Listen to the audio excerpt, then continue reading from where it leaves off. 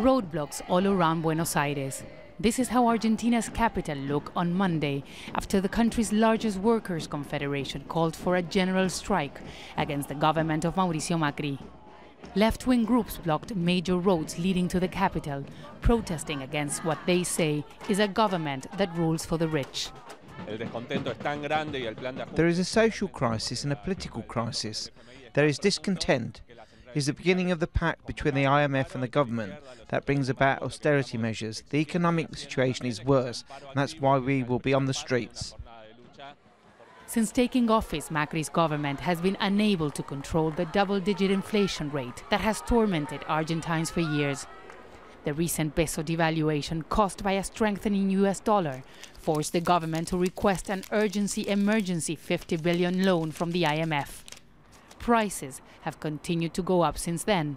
And that's why on Monday, Argentina was paralyzed by a strike by workers demanding a rise in wages. Trains, buses, subways and flights were all suspended on Monday because of the strike. This place is Constitución. It's the largest transport hub in Buenos Aires, and as you can see, it's completely paralyzed, a sign of the strength that labor unions have in Argentina. Rubén Clarige arrived from northern Argentina and was not sure how to make it home.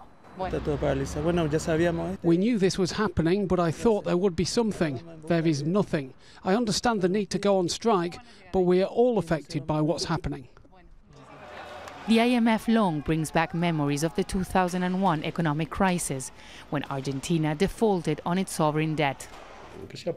Gabriel Rubinstein was part of the negotiating team at the time and says that the situation is different now.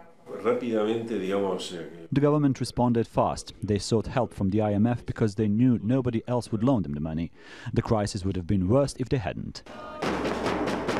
And that's why many on the streets are not as optimistic and fear that another economic crisis may be closer than the government would like to admit. Teresa, Al Jazeera, Buenos Aires.